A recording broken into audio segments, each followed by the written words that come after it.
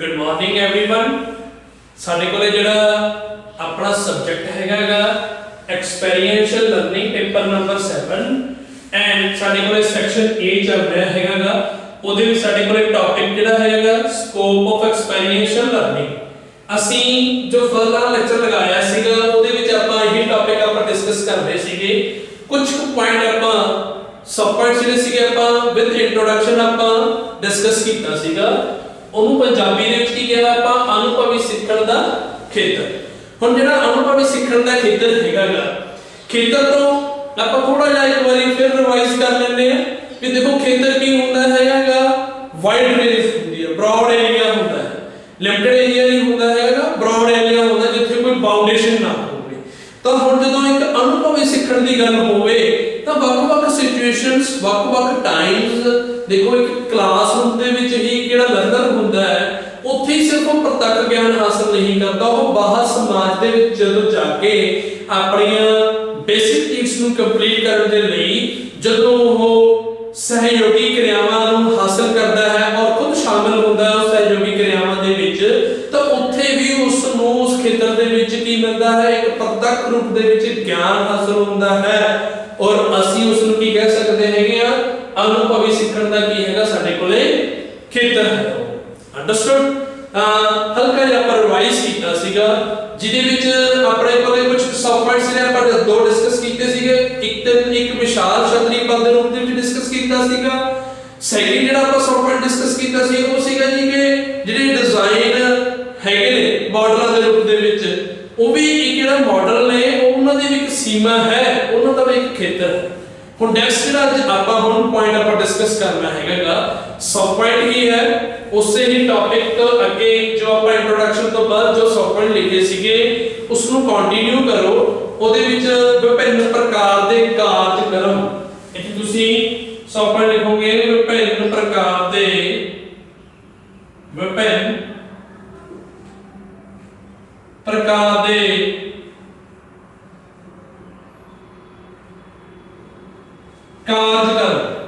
विभिन्न प्रकार दे कारज और देखो साडियां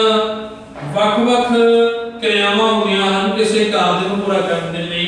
ਤਾਂ ਉਹ ਇੱਕ ਥਾਂ ਦੇ ਉੱਤੇ ਇੱਕ ਵੀ ਸਮੇਂ ਦੇ ਅਨੁਸਾਰ क्रियावां ਨਹੀਂ ਹੋ ਸਕਦੀਆਂ। ਤਾਂ ਹੁਣ ਇਹਦੇ ਵਿੱਚ ਵਿਭਿੰਨ ਪ੍ਰਕਾਰ ਦੇ ਕਾਰਜਕ੍ਰਮ ਕਿਵੇਂ ਹੋ ਸਕਦੇ ਹਨ। ਦੇਖੋ ਅਲੱਗ-ਅਲੱਗ ਵਿਸ਼ਿਆਂ ਨੂੰ ਹੀ ਲੈ ਕੇ ਜੇਕਰ ਆਪਾਂ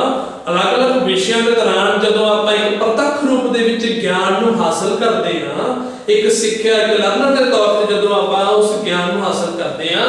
ਤਾਂ ਉਹ ਸਾਡਾ ਗਿਆਨ ਹਾਸਲ ਕਰਨਾ ਕੀ ਹੈ ਸਾਡਾ ਇੱਕ ਕਾਰਜਕ੍ਰਮ ਹੈ। ਬਟ ਜਦੋਂ ਸਾਡੇ ਕੋਲ ਨੈਕਸਟ ਲੈਕਚਰ ਲੱਗ ਜਾਂਦਾ ਹੈ ਹੋਰ ਵਿਸ਼ੇ ਦੇ ਵਿੱਚ ਜਦੋਂ ਅਸੀਂ ਕਿਰਿਆਵਾਂ ਨੂੰ ਸ਼ਾਮਿਲ ਕਰਦੇ ਹੈਗੇ ਆ ਉਹ ਸਾਡੀਆਂ ਕੀ ਹੋ ਗਈਆਂ ਡਿਫਰੈਂਟ ਮਤਲਬ ਵਿਭਿੰਨ ਪ੍ਰਕਾਰ ਦੀਆਂ ਹੋ ਗਈਆਂ ਡਿਫਰੈਂਟ ਟਾਈਪਸ ਦੀਆਂ ਹੋ ਗਈਆਂ ਸਾਡੇ ਕੋਲੇ। ਤਾਂ ਜਦੋਂ ਅਸੀਂ ਇਸ ਨੂੰ ਇੰਗਲਿਸ਼ ਦੇ ਵਿੱਚ ਵੀ ਟ੍ਰਾਂਸਲੇਟ ਕਰਦੇ ਆ ਡਿਫਰੈਂਟ ਕਾਈਂਡਸ ਆਫ ਪ੍ਰੋਗਰਾਮ ਇਹ ਜਿਹੜਾ ਡਿਫਰੈਂਟ ਕਾਈਂਡ ਆਫ ਪ੍ਰੋਗਰਾਮਸ ਹੈਗਾ ਇਹ ਵਿਦਿਆਰਥੀਆਂ ਦੇ ਇੱਕ ਪ੍ਰਤੱਖ ਰੂਪ ਦੇ ਵਿੱਚ ਜੋ ਕਿਰਿਆਵਾਂ ਉਸ ਦੇ ਵਿੱਚ ਕੀਤੀਆਂ ਜਾਂਦੀਆਂ ਹਨ ਉਸ ਤੋਂ ਜਦੋਂ ਉਹ ਗਿਆਨ ਹਾਸਲ ਕਰਦਾ ਹੈ ਉਹ ਉਸ ਦਾ ਕੀ ਹੋ ਜਾਂਦਾ ਹੈ ਇੱਕ ਅਨੁਭਵੀ ਸਿੱਖਣ ਦਾ ਕੀ ਬਣ ਜਾਂਦਾ ਹੈ ਖੇਤਰ ਬਣ ਜਾਂਦਾ ਹੈ। ਹੁਣ ਇਹ ਕਿਹੜੇ ਖੇਤਰ ਦੇ ਵਿੱਚ ਕੀ ਹੈਗਾ ਕਹਿੰਦੇ ਪ੍ਰਤੱਖ ਅਨੁਭਵ ਤੋਂ ਜਦੋਂ ਅਸੀਂ ਗਿਆਨ ਹਾਸਲ ਕੀਤਾ ਰੋਮਾਂਚਕ ਤੌਰ ਤੇ ਸਿੱਖਦੇ ਹਾਂ ਔਰ ਵਾਤਾਵਰਣ ਸਿੱਖਿਆ ਹਾਸਲ ਕਰਦੇ ਇਹਦੇ ਵਿੱਚ ਅਸੀਂ ਔਰ ਇੰਟਰਨਸ਼ਿਪ ਲੱਗਦੀ ਹੈ ਸਾਡੀ ਇਹਦੇ ਵਿੱਚ ਹੋਰ ਗੱਲਾਂ ਕੀ ਹੈ ਇਸ ਦਾ ਮੁੱਖ ਮੰਤਵ ਕੀ ਹੈਗਾ ਇੱਕ ਅਨੁਭਵੀ ਸਿੱਖਣ ਦਾ ਖੇਤਰ ਕੀ ਹੈਗਾ ਜਿਹੜੀਆਂ ਬੱਚੇ ਦੇ ਵਿੱਚ ਵੱਖ-ਵੱਖ ਐਕਟੀਵਿਟੀਜ਼ ਪਾਈਆਂ ਕਾਰਜ ਪਾਇਆ ਜਾਂਦਾ ਹੈ ਜਾਂ ਕਰਮ ਪਾਇਆ ਜਾਂਦਾ ਉਹਨਾਂ ਦਾ ਤਾਂ ਉਹ ਭਿੰਨ ਪ੍ਰਕਾਰ ਦੀਆਂ ਹੋਣਗੀਆਂ ਨੋ ਡਾਊਟਸ। ਦੇਖੋ ਆਪਾਂ ਸਾਰੇ ਜਾਣੇ ਇੱਕ ਟੀਚਰ ਤੁਹਾਨੂੰ ਇੱਕ ਹੀ ਸਪੀਡ ਦੇ ਨਾਲ ਇੱਕ ਹੀ ਭਾਸ਼ਾ ਦੇ ਨਾਲ ਗਿਆਨ ਨੂੰ ਕੀ ਕਰ ਰਿਹਾ ਹੈਗਾ ਵੰਡ ਰਿਹਾ ਹੈ। ਉਹ ਇੱਕ ਸਹਿਕਾਰੀ ਕਿਰਿਆ ਹੋਗੀ ਸਾਡੇ ਵਿੱਚ ਸਹਿਯੋਗੀ ਹੋਗੀ ਸਾਡੇ ਵਿੱਚ ਕਿਰਿਆ ਸ਼ਾਮਲ। ਹੁਣ ਜੇਕਰ ਉਸ ਗਿਆਨ ਨੂੰ ਕੋਈ ਵਿਦਿਆਰਥੀ ਹਾਸਲ ਕਰ ਰਿਹਾ ਕੋਈ ਨਹੀਂ ਹਾਸਲ ਕਰ ਰਿਹਾ ਤਾਂ ਉਸ ਦੀਆਂ ਵੱਖ-ਵੱਖ ਵਿਭਿੰਨ ਤੌਰ ਤੇ ਕਿਰਿਆਵਾਂ ਹੋਗੀ। ਔਰ ਜਿਵੇਂ ਕਈ ਵਾਰੀ ਮੈਂ ਟੌਪਿਕ ਨੂੰ ਡਿਸਕਸ ਕਰਦਾ ਹੋਇਆ ਸਬ ਪੁਆਇੰਟਸ ਨੂੰ ਡਿਸਕਸ ਕਰਦਾ ਹੋਇਆ ਐਗਜ਼ਾਮਪਲਸ ਨੂੰ ਮੈਂ ਕ੍ਰੀਏਟ ਕਰਦਾ ਹੈਗਾ ਆਪਾਂ ਐਗਜ਼ਾਮਪਲਸ ਦੇ ਸਹਾਰੇ ਆਪਾਂ ਉਸ ਪੁਆਇੰਟਸ ਨੂੰ ਆਪਾਂ ਡਿਸਕਸ ਕਰ ਲੈਂਦੇ ਹਾਂ ਉਹਦਾ ਮੀਨਿੰਗ ਕਲੀਅਰ ਹੋ ਜਾਂਦਾ ਹੈ। ਤਾਂ ਕੁਝ ਬੱਚੇ ਉਸ ਐਗਜ਼ਾਮਪਲ ਨੂੰ ਵੀ ਨੋਟ ਕਰ ਲੈਂਦੇ ਨੇ, ਲਿਖ ਲੈਂਦੇ ਨੇ। ਔਰ ਕਈ ਬੱਚੇ ਜਸਟ ਉਹਨਾਂ ਦੀ ਮੈਮਰੀ ਇੰਨੀ ਕੈਪੇਬਲ ਹੁੰਦੀ ਆ ਕਿ ਉਹ ਉਸ ਨੂੰ ਯਾਦ ਰੱਖ ਲੈਂਦੇ ਨੇ ਔਰ ਐਜ਼ ਇਟ ਹੀ ਉਸ ਨੂੰ ਇੱਕ ਪੇਪਰ ਦੇ ਦੌਰਾਨ ਜਦੋਂ ਕੋਈ ਕੁਐਸਚਨ ਆਉਂਦਾ ਉਸ ਦੇ ਰਿਲੇਟਡ ਤਾਂ ਉਸ ਨੂੰ ਕੀ ਕਰ ਲੈਂਦੇ ਨੇ, ਲਿਖ ਲੈਂਦੇ ਨੇ। ਤਾਂ ਇਹੋ ਜਿਹੀ ਮੈਮਰੀ ਵੀ ਹੈਗੀ ਹੈ। ਇਹ ਕੀ ਹੋ ਗਈਆਂ ਸਾਡੀਆਂ ਇੱਕ ਪ੍ਰਤੱਖ ਇੱਕ ਅਨੁਭਵ ਤੋਂ ਜਿਹੜਾ ਗਿਆਨ ਹਾਸਲ ਕੀਤਾ ਹੈਗਾਗਾ ਉਹਨੂੰ ਰੋਮਾਂਚਕ ਤੌਰ ਤੇ ਸਹਿਯੋਗੀ ਤੌਰ ਤੇ ਅਸੀਂ ਜਦੋਂ ਇੱਕ ਕਿਰਿਆਵਾਂ ਸ਼ਾਮਲ ਕਰਦੇ ਹਾਂ ਵੱਖ-ਵੱਖ ਸਮੇਂ ਦੇ ਅਨੁਸਾਰ ਤਾਂ ਇਹ ਉਹਦਾ ਕੀ ਬਣ ਗਿਆ ਜੀ, ਇੱਕ ਖੇਤਰ ਹੋ ਗਿਆ। ਤਾਂ ਇਹਦਾ ਮੰਤਵ ਕਲੀਅਰ ਹੋ ਗਿਆ ਜੀ। ਮਤਲਬ ਮੰਤਵ ਕੀ ਹੋਇਆ ਵੀ ਪ੍ਰਤੱਖ ਤੌਰ ਤੇ ਗਿਆਨ ਨੂੰ ਹਾਸਲ ਕਰਨਾ ਔਰ ਗਿਆਨ ਨੂੰ ਹਾਸਲ ਕਰਕੇ ਕੀ ਹੋਊਗਾ ਜੀ, ਉਹਨਾਂ ਦੇ ਵਿੱਚ ਕੌਸ਼ਲਾਂ ਅਤੇ ਵੱਖ-ਵੱਖ ਅਵਸਥਾਵਾਂ ਦਾ ਨਿਰਮਾਣ ਹੋਊਗਾ। ਇਹਦੇ ਨਾਲ ਕੀ ਹੋਊਗਾ ਜੀ, ਵੱਖ-ਵੱਖ ਕੌਸ਼ਲਾਂ ਅਤੇ ਵੱਖ-ਵੱਖ ਕੌਸ਼ਲਾਂ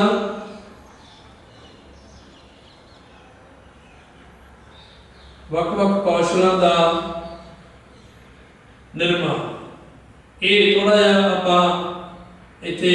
ਹੈਡਿੰਗ ਲਿਖ ਲੀजिए, ਇਹਦੇ ਨਾਲ ਤੁਹਾਨੂੰ ਥੋੜਾ ਜਿਹਾ ਯਾਦ ਰਹਿ ਜਾਊਗਾ। ਤੁਸੀਂ ਬਾਕੀ ਆਪਣੇ ਮੈਥਡਸ ਦੇ ਨਾਲ ਉਸ ਨੂੰ ਲਿਖਣਾ ਹੈ। ਨੈਕਸਟ ਜਿਹੜਾ ਸਬ ਪੁਆਇੰਟ ਹੈਗਾ ਜੀ, ਵਪਾਰ ਦਾ ਖੇਤਰ। ਅਨੁਭਵੀ ਸਿੱਖਣ ਦਾ ਖੇਤਰ ਵੀ ਹੈਗਾ, ਇੱਕ ਵਪਾਰ ਦਾ ਖੇਤਰ ਵੀ ਹੈਗਾ ਜੀ। ਵਪਾਰ ਦਾ ਖੇਤਰ ਅਨੁਭਵੀ ਸਿੱਖਣਾ ਕੀ ਹੈਗਾ, ਕਹਿੰਦੇ ਇੱਕ ਵਪਾਰ ਦਾ ਖੇਤਰ ਵੀ ਹੈਗਾ। ਹਾਂਜੀ, ਇਹਦੇ ਵਿੱਚ ਦੇਖੋ ਮੋਸਟਲੀ ਮੈਂ ਇੱਥੇ ਐਗਜ਼ਾਮਪਲ ਲੈ ਲੈਣਾ ਅਕਾਊਂਟੈਂਟ ਦੀ। ਅਕਾਊਂਟੈਂਟ ਬਾਰੇ ਜਾਣੋ, ਜਿਹੜਾ ਕਿ ਇੱਕ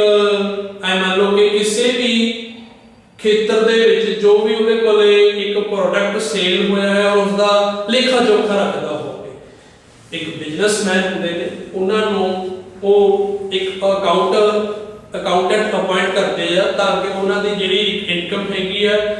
ਇਨਕਮ ਉਹ ਸੋਰਸਸ ਦੇ ਰਾਹੀਂ ਉਹ ਇਨਕਮ ਕਿੰਨੀ ਆਈ, ਫਿਰ ਉਹਨਾਂ ਦੇ ਉੱਪਰ ਖਰਚੇ ਕਿੰਨੇ ਲੱਗੇ ਹੈਗੇ ਨੇ, ਉਹ ਪ੍ਰਤੱਖ ਰੂਪ ਦੇ ਵਿੱਚ ਉਹ ਕੀ ਹੈਗਾਗਾ ਉਹ ਰਿਪਰੈਜ਼ੈਂਟ ਕਰ ਦਿੰਦਾ ਹੈ ਆਨਰ ਦੇ ਅੱਗੇ। ਤਾਂ ਹੁਣ ਵਪਾਰ ਦੇ ਖੇਤਰ ਦੇ ਵਿੱਚ ਅਨੁਭਵੀ ਸਿੱਖਣ ਦਾ,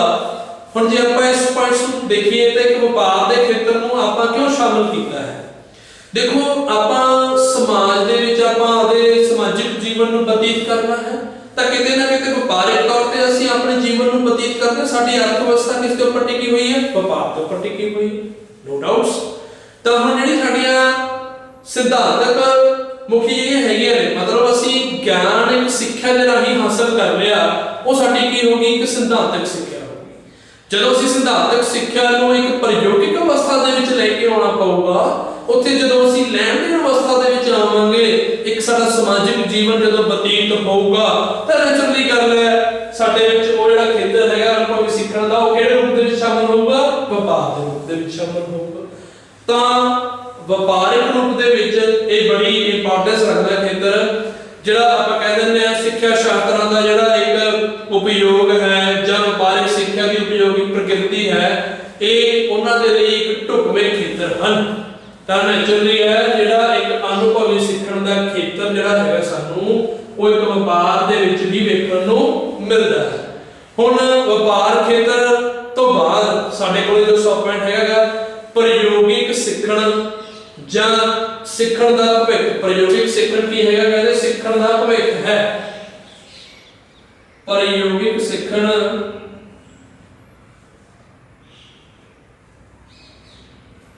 ਪ੍ਰਯੋਗਿਕ ਸਿੱਖਣ ਸਿੱਖਣ ਦਾ ਕੀ ਹੈਗਾ, ਸਿੱਖਣ ਦਾ ਭਵਿੱਖ ਹੈ।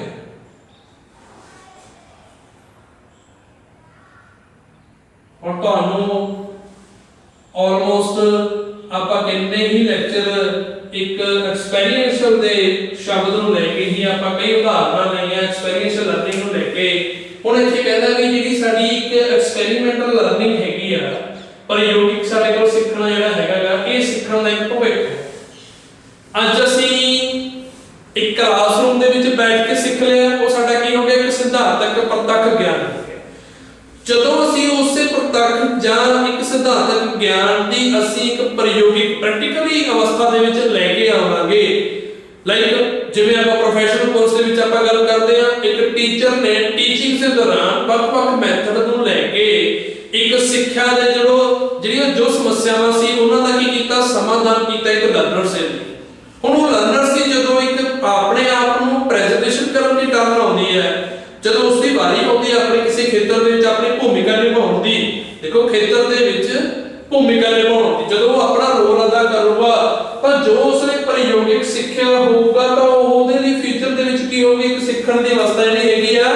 ਉਹ ਇੱਕ ਖੇਤਰ ਦੇ ਵਿੱਚ ਵੇਖਣ ਨੂੰ ਮਿਲਦੀ ਹੈ। ਸਮਝ ਆਈ? ਮਤਲਬ ਕੀ ਹੈਗਾ, ਦੇਖੋ ਲਾਈਟਲੀ ਆਪਾਂ ਗੱਲ ਕਰੀਏ ਕਿ ਇੰਟਰਨਸ਼ਿਪ ਲੱਗਦੀ ਹੈਗੀ ਹੈ, ਟੀਚਿੰਗ ਪ੍ਰੈਕਟਿਸ ਲੱਗਦੀ ਹੈਗੀ ਹੈ, ਇੰਟਰਨਸ਼ਿਪ ਲੱਗਦੀ ਹੈਗੀ ਆ, ਤਾਂ ਉਹਦੇ ਵਿੱਚ ਆਪਾਂ ਦੇਖਦੇ ਆ ਕਿ ਬੱਚਿਆਂ ਨੂੰ ਸਭ ਤੋਂ ਪਹਿਲਾਂ ਸਿਧਾਂਤਕ ਤੌਰ ਤੇ ਪ੍ਰਤੱਖ ਗਿਆਨ ਦਿੱਤਾ ਜਾਂਦਾ ਹੈ। ਉਹਨਾਂ ਦੇ ਵਿੱਚ ਉਹ ਇੰਟੈਲੀਜੈਂਸ, ਸਰੀਰਕ ਕਿਰਿਆਵਾਂ ਸ਼ਮੂਲੀਅਤ ਕੀਤੀਆਂ ਜਾਂਦੀਆਂ ਹਨ। ਦੈਨ ਉਹਨਾਂ ਦੇ ਵਿੱਚ ਇਹ ਯੋਗਤਾਵਾਂ ਸ਼ਾਮਲ ਕਰਕੇ ਉਹਨਾਂ ਦੇ ਵਿੱਚ ਫਿਰ ਪ੍ਰਯੋਗਿਕ ਅਵਸਥਾ ਦੇ ਵਿੱਚ ਉਹਨਾਂ ਨੂੰ ਸ਼ਾਮਲ ਕੀਤਾ ਜਾਂਦਾ ਹੈ। ਪ੍ਰਯੋਗਿਕ ਅਵਸਥਾ ਦੀ ਕਿਹੜੀ ਆ ਜਾਂਦੀ ਹੈ, ਇੰਟਰਨਸ਼ਿਪ ਦੀ ਆ ਗਈ ਕਿ ਟੀਚਿੰਗ ਪ੍ਰੈਕਟਿਸ ਦੀ ਆ ਗਈ। ਹੁਣ ਟੀਚਿੰਗ ਪ੍ਰੈਕਟਿਸ ਦੇ ਲਈ ਤੁਹਾਨੂੰ ਪ੍ਰਪੇਅਰ ਕੀਤਾ ਜਾਂਦਾ ਹੈ ਕਿ ਤੁਹਾਡੇ ਕੋਲ ਇੱਕ ਚਾਕ ਬੋਰਡ ਹੈ ਜਾਂ ਇੱਕ ਮਾਰਕਰ ਬੋਰਡ ਹੈ, ਤੁਸੀਂ ਉਸ ਦੇ ਉੱਪਰ ਆਪਣੀ ਹੈਂਡਰਾਈਟਿੰਗ ਦਾ ਮੇਨਟੇਨ ਕਰਕੇ ਰੱਖਣਾ ਹੈ। ਤੁਸੀਂ ਉਸ ਨੂੰ ਮੇਨਟੇਨ ਕਿਵੇਂ ਕਰਨਾ ਹੈਗਾ, ਉਸ ਦੇ ਉੱਪਰ ਤੁਸੀਂ ਟੌਪਿਕ ਆਪਣਾ ਸਟਾਰਟ ਕਰਨ ਦੇ ਲਈ ਸਭ ਤੋਂ ਪਹਿਲਾਂ ਕਲਾਸ ਰੂਮ ਦੇ ਵਿੱਚ ਇੱਕ এনवायरमेंट ਦਾ ਹੋਣਾ ਬਹੁਤ ਜ਼ਰੂਰੀ ਹੈ। ਤਾਂ ਵਾਤਾਵਰਨ ਬੜਾ ਇੰਪੋਰਟੈਂਟ ਰੱਖਦਾ ਜਦੋਂ ਤੁਸੀਂ ਆਪਣੀ ਭੂਮਿਕਾ ਨਿਭਾ ਰਹੇ ਹੁੰਦੇ ਹੋ ਇੱਕ ਪ੍ਰਯੋਗਿਕ ਕਿਰਿਆ ਦੇ ਵਿੱਚ। ਤਾਂ ਉਹ ਹੌਲੀ ਹੌਲੀ ਜਿਵੇਂ ਜਿਵੇਂ ਉੱਥੇ ਮਾਹੌਲ ਬਣੂਗਾ, ਵਾਤਾਵਰਨ ਬਣੂਗਾ, ਤਾਂ ਤੁਹਾਨੂੰ ਇਹ ਲੱਗੂਗਾ ਕਿ ਇਹ ਮੇਰੇ ਸਹਿਕਾਰੀ ਹਨ, ਮਤਲਬ ਇਹ ਮੇਰੇ ਸਿੱਖਣ ਵਾਲੇ ਜੋ ਵਿਦਿਆਰਥੀ ਸਾਹਮਣੇ ਬੈਠੇ ਨੇ ਇਹ ਮੇਰੇ ਕੋਲੋਂ ਪ੍ਰਤੱਖ ਰੂਪ ਦੇ ਵਿੱਚ ਗਿਆਨ ਹਾਸਲ ਕਰਨ ਦੇ ਲਈ ਬੈਠੇ ਹਨ। ਤਾਂ ਅਸੀਂ ਉੱਥੇ ਜਿਹੜੀ ਸਾਡੀ ਪ੍ਰੈਜੈਂਟੇਸ਼ਨ ਹੈਗੀ ਆ ਉਹ ਅਸੀਂ ਆਪਣਾ ਜੋ ਗਿਆਨ ਹਾਸਲ ਕੀਤਾ ਹੋਊਗਾ ਪ੍ਰਯੋਗਿਕ ਤੌਰ ਤੇ, ਫਿਰ ਅਸੀਂ ਉਸ ਖੇਤਰ ਦੇ ਵਿੱਚ ਉਸ ਕਲਾਸਰੂਮ ਦੇ ਵਿੱਚ ਅਸੀਂ ਆਪਣੇ ਆਪ ਨੂੰ ਕੀ ਕਰਦੇ ਹੈਗੇ ਆ, ਇੱਕ ਪ੍ਰਦਰਸ਼ਨਕਾਰੀ ਦੇ ਰੂਪ ਦੇ ਵਿੱਚ ਅਸੀਂ ਆਪਦਾ ਪ੍ਰਦਰਸ਼ਨ ਕਰਦੇ ਹਾਂ। ਨੈਚੁਰਲੀ ਗੱਲ, ਅਸੀਂ ਜੋ ਜੋ ਬੋਲਾਂਗੇ ਵਿਦਿਆਰਥੀਆਂ ਦੇ ਹੌਲੀ ਹੌਲੀ ਦਿਮਾਗ ਦੇ ਵਿੱਚ ਉਹ ਕਿਰਿਆਵਾਂ ਸ਼ਾਮਲ ਹੁੰਦੀਆਂ ਜਾਣਗੀਆਂ, ਬੱਚਿਆਂ ਦੇ ਵਿੱਚ ਰੋਮਾਂਚਕ ਜਿਹੜਾ ਹੈ ਜਿਗਿਆਸਾ ਜਿਹੜੀ ਹੈਗੀ ਆ ਹੋਰ ਉਤਪੰਨਤਾ ਹੋਊਗੀ, ਜਿਸ ਦੇ ਨਾਲ ਉਹਨਾਂ ਦਾ ਇੱਕ ਅਨੁਭਵੀ ਸਿੱਖਣ ਦੀ ਜਿਹੜੀ ਇੱਕ ਆਪਾਂ ਗੱਲ ਕੀਤੀ ਹੈਗੀ ਆ ਉਹ ਕੀ ਹੈਗੀ, ਇੱਕ ਉਹਨਾਂ ਦਾ ਸਿੱਖਣ ਦਾ ਕੀ ਬਣ ਜਾਊਗਾ, ਇੱਕ ਭਵਿੱਖ ਬਣ ਜਾਊਗਾ। ਮਤਲਬ ਫਿਊਚਰ ਦੇ ਵਿੱਚ ਕਿਤੇ ਨਾ ਕਿਤੇ ਜੋ ਅਸੀਂ ਚੀਜ਼ ਸਿੱਖੀ ਹੁੰਦੀ ਆ ਉਹ ਸਾਨੂੰ ਇੱਕ ਵਾਤਾਵਰਨ ਜੋ ਮਿਲਦਾ ਹੈ, ਸਾਨੂੰ ਇੱਕ ਪ੍ਰੈਜ਼ੈਂਟ ਟਾਈਮ ਦੇ ਵਿੱਚ ਵਰਤਮਾਨ ਸਮੇਂ ਦੇ ਵਿੱਚ ਜੋ ਅਸੀਂ ਸਿੱਖ ਰਹੇ ਹੈਗੇ ਆ ਉਹ ਸਾਡੇ ਫਿਊਚਰ ਦੇ ਲਈ ਕੀ ਹੈਗਾ, ਇੱਕ ਖੇਤਰ ਹੈ। ਮਤਲਬ ਸਾਡੇ ਫਿਊਚਰ ਦੇ ਲਈ ਉਹ ਕੀ ਬਣਾਉਂਦਾ ਹੈ, ਖੇਤਰ ਬਣਾਉਂਦਾ ਹੈ। ਸਿੱਖਣਾ ਕੀ ਕਰਦਾ ਹੈ, ਸਾਡਾ ਵਰਤਮਾਨ ਸਿੱਖਣਾ ਹੀ ਸਾਡਾ ਭਵਿੱਖ ਦਾ ਕੀ ਕਰਦਾ ਹੈ, ਖੇਤਰ ਬਣਾਉਂਦਾ ਹੈ। ਪੁਆਇੰਟ ਕਲੀਅਰ ਹੋ ਗਿਆ ਜੀ? ਇਹਦੇ ਵਿੱਚ ਆਪਾਂ ਦੇਖੋ ਕਹਿ ਸਕਦੇ ਆ ਵੀ ਜਿਹੜੀ ਸਾਡੀ ਪ੍ਰਯੋਗਿਕ ਸਿੱਖਣ ਦੀ ਗੱਲ ਹੋਈ ਹੈ, ਇਹ ਜਿਹੜਾ ਭਵਿੱਖ ਦਾ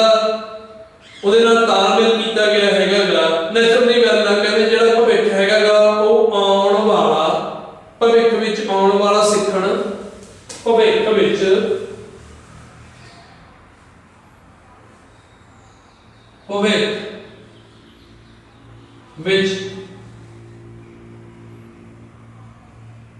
ਆਉਣ ਵਾਲਾ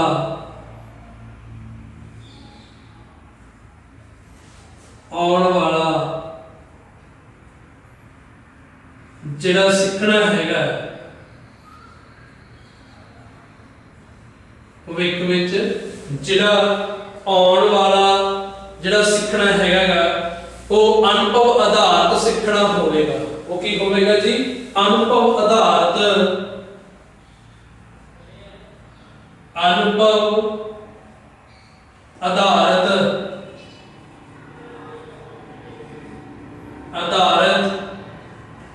ਸਿੱਖਣਾ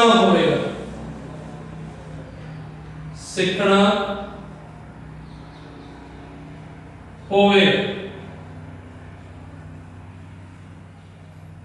ਕਲੀਅਰ ਹੋ ਗਈ ਗੱਲ? ਦੇਖੋ ਇੰਨੀ ਕੁ ਲਾਈਨ ਤੁਸੀਂ ਜਦੋਂ ਲਿਖੋਗੇ ਫਿਰ ਤੁਸੀਂ ਆਪਣੀ ਉਹਦੇ ਵਿੱਚ ਉਦਾਹਰਨ ਜਿਹੜੀ ਹੈਗੀ ਆ ਜਿਸ ਨੂੰ ਪ੍ਰਯੋਗਿਕ ਸਿੱਖਿਆ ਜਿਹੜੀ ਹੈਗੀ ਆ ਕਹਿੰਦੇ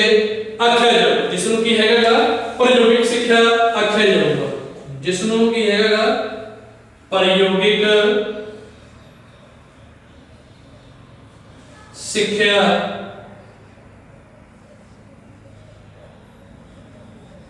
ਸਿੱਖਿਆ ਕਿਹਾ ਜਾਊਗਾ।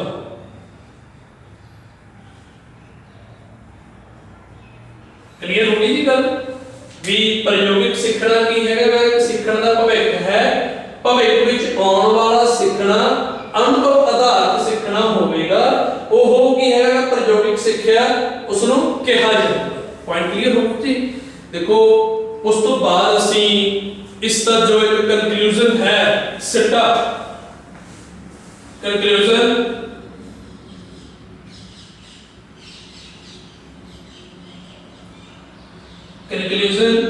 ਜਿਹਨੂੰ ਅਸੀਂ ਪੰਜਾਬੀ ਦੇ ਵਿੱਚ ਕੀ ਕਹਿੰਦੇ ਹੈਗੇ ਆ ਸਿੱਟਾ मैं ये चीज़ां ब्लैक बोर्ड के उत्ते बार-बार तां लिखदा हैगा ताकि देखो एक अध्यापक तुहानू एक मार्कर बोर्ड की हेल्प लैके तुहानू एक प्रत्यक्ष ज्ञान जिहड़ा हैगा हासिल करवा रहा हैगा वो तुहाडे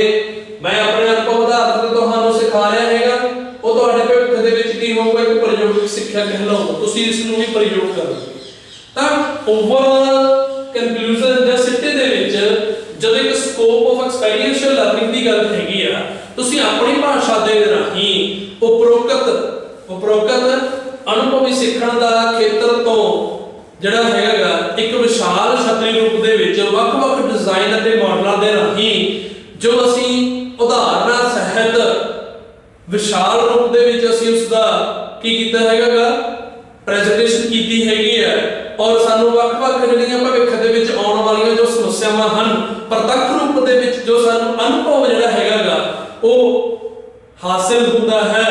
ਔਰ ਉਹ ਅਨੁਭਵ ਜਿਹੜਾ ਹੈਗਾ ਸਾਨੂੰ ਇੱਕ ਰੋਮਾਂਚਕ ਜਾਂ ਸਾਡੇ ਵਿੱਚ ਜੋ ਜਗਿਆਸਾਵਾਂ ਹੈਗੀਆਂ ਨੇ ਉਹਨਾਂ ਨੂੰ ਜਗਾਇਆ ਜਾਂਦਾ ਹੈ ਸਾਨੂੰ ਸਰੀਰਕ ਤੌਰ ਤੇ ਸ਼ਾਮਿਲ ਕੀਤਾ ਜਾਂਦਾ ਹੈ ਸਾਡੀ ਬੌਧਿਕ ਸ਼ਕਤੀ ਨੂੰ ਜਿਹੜਾ ਹੈਗਾਗਾ ਉਹ ਕੀ ਕੀਤਾ ਜਾਂਦਾ ਹੈ ਇੰਟੈਲੈਕਚੁਅਲ ਪਾਵਰ ਨੂੰ ਕੀ ਕੀਤਾ ਜਾਂਦਾ ਹੈਗਾ ਜੀ ਇੱਕ ਪ੍ਰਤੱਖ ਰੂਪ ਦੇ ਵਿੱਚ ਸ਼ਾਮਿਲ ਕੀਤਾ ਜਾਂਦਾ ਹੈ ਤਾਂ ਵੱਖ-ਵੱਖ ਖੇਤਰਾਂ ਦੀ ਜਿਹੜੀ ਭੂਮਿਕਾ ਹੈਗੀ ਆ ਉਹ ਇੱਕ ਵਿਅਕਤੀਗਤ ਹੀ ਨਾ ਹੋ ਕੇ ਸਮਾਜਿਕ ਹੀ ਨਾ ਹੋ ਕੇ ਵਾਤਾਵਰਣਿਕ ਨਾ ਹੋ ਕੇ ਇੱਕ ਹੀ ਖੇਤਰ ਦੇ ਇੱਕ ਹੀ ਵਿਅਕਤੀ ਦੇ ਉੱਤੇ ਨਿਰਭਰ ਨਾ ਹੋ ਕੇ ਬਲਕਿ ਬਹੁਤ ਵਿਸ਼ਾਲ ਰੂਪ ਦੇ ਵਿੱਚ ਜੋ ਇੱਕ ਉਸ ਦੀ ਨਿਰਭਰਤਾ ਹੈਗੀ ਆ ਵਪਾਰ ਦਾ ਖੇਤਰ ਲਾ ਲਓ ਜੀ ਉਹਦੇ ਵੱਖ-ਵੱਖ ਕਾਰਜਕ੍ਰਮ ਲਾ ਲਓ ਉਹਦੇ ਵੱਖ-ਵੱਖ ਪ੍ਰਯੋਗਿਕ ਸਿੱਖਣਾ ਜਿਹੜਾ ਹੈਗਾਗਾ ਉਸ ਨੂੰ ਅਸੀਂ ਸ਼ਾਮਲ ਹੁੰਦਾ ਅਸੀਂ ਵੇਖਦੇ ਹਾਂ ਤਾਂ ਇਹ ਜਿਹੜਾ ਅਸੀਂ ਅੱਜ ਜੋ ਇੱਕ ਅਨੁਭਵੀ ਸਿੱਖਣ ਦਾ ਖੇਤਰ ਸੀਗਾ ਸਾਡੇ ਕੋਲ ਟੌਪਿਕ ਅਕੋਰਡਿੰਗ ਟੂ ਕਰਿਕੂਲਮ ਤਾਂ ਇਸ ਨੂੰ ਅਸੀਂ ਦੇਖੋ ਪ੍ਰੋਪਰ ਉਦਾਹਰਨਾਂ ਸਹਿਤ ਆਪਾਂ ਵੱਖ-ਵੱਖ ਪੁਆਇੰਟ ਦੇ ਪ੍ਰਤੀ ਆਪਾਂ ਡਿਸਕਸ ਕੀਤਾ ਤਾਂ ਨੋ ਡਾਊਟ ਕਿਸੇ ਬੱਚੇ ਨੂੰ ਕੋਈ ਲੱਗਿਆ ਹੋਵੇ ਕਿ ਕਿਸੇ ਐਗਜ਼ਾਮਪਲ ਦੀ ਜਾਂ ਕਿਸੇ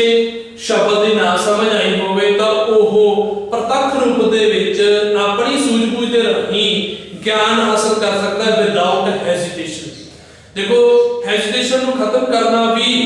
ਜਿਹੜੀ ਸਾਡੇ ਵਿੱਚ ਹੈਜ਼ਿਟੇਸ਼ਨ ਹੁੰਦੀ ਹੈ ਝਿਜਕ ਹੁੰਦੀ ਹੈ ਵੀ ਪਤਾ ਨਹੀਂ ਕਿ ਮੇਰੇ ਗਿਆਨ ਸਮਝ ਦੇ ਵਿੱਚ ਨਹੀਂ ਹਾਸਲ ਹੋਇਆ ਤਾਂ ਅਸੀਂ ਕੀ ਹੋਵਾਂਗੇ ਦੂਸਰੇ ਦੇ ਗਿਆਨ ਤੋਂ ਅਸੀਂ ਕੀ ਹੋ ਜਾਵਾਂਗੇ ਵਾਂਝੇ ਹੋ ਜਾਵਾਂਗੇ ਤਾਂ ਪ੍ਰਤੱਖ ਰੂਪ ਦੇ ਵਿੱਚ ਜਦੋਂ ਸਾਨੂੰ ਇੱਕ ਖੇਤਰ ਦੇ ਰਾਹੀਂ ਗਿਆਨ ਹਾਸਲ ਹੋ ਰਿਹਾ ਹੋਵੇ ਤਾਂ ਜੋ ਸਾਡੇ ਸਮੱਸਿਆਵਾਂ ਹਨ ਤਾਂ ਹੌਲੀ ਹੌਲੀ ਕੀ ਹੋ ਜਾਂਦੀਆਂ ਹਨ ਖਤਮ ਹੋ ਜਾਂਦੀਆਂ ਹਨ ਤਾਂ ਇਸ ਦਾ ਬਹੁਤ ਵੱਡਾ ਰੋਲ ਹੈ ਇੱਕ ਅਨੁਭਵੀ ਸਿੱਖਣ ਦਾ ਖੇਤਰ ਦੇ ਇੱਕ ਵਿਅਕਤੀਗਤ ਇੱਕ ਸਿੱਖਿਆਰਥੀ ਦੇ ਪ੍ਰਤੀ ਉਹਨਾਂ ਦੇ ਆਉਣ ਵਾਲੇ ਸਮੇਂ ਦੇ ਲਈ ਉਹਨਾਂ ਦੇ ਲਈ ਜੋ ਇੱਕ ਵਰਤਮਾਨ ਸਮਾਂ ਹੈਗਾਗਾ ਉਹਨਾਂ ਦੇ ਲਈ ਸੋ ਜਿਹੜਾ ਆਪਣੇ ਕੋਲੇ ਟੌਪਿਕ ਸੀਗਾ ਜੀ ਸਕੋਪ ਆਫ ਐਕਸਪੀਰੀਐਂਸ਼ੀਅਲ ਲਰਨਿੰਗ ਇਹ ਅੱਜ ਖਤਮ ਹੋ ਗਿਆ ਜੀ with the conclusion and introduction and different types ਦੇ ਜੋ ਸਬ ਪੁਆਇੰਟਸ ਸੀਗੇ ਐਟ ਲੀਸਟ ਜੋ ਆਪਾਂ ਅੱਗੇ ਆਪਣੇ ਕਰਿਕੂਲਮ ਦੇ ਸਿਲੇਬਸ ਦੇ ਵਿੱਚ ਜੋ ਆਪਣੇ ਕੋਲ ਲਿਖਿਆ ਹੋਇਆ ਟੌਪਿਕ ਹੋਊਗਾ ਉਹਨੂੰ ਆਪਾਂ ਨੈਕਸਟ ਲੈਕਚਰ ਦੇ ਵਿੱਚ ਆਪਾਂ ਡਿਸਕਸ ਕਰਾਂਗੇ ਥੈਂਕ ਯੂ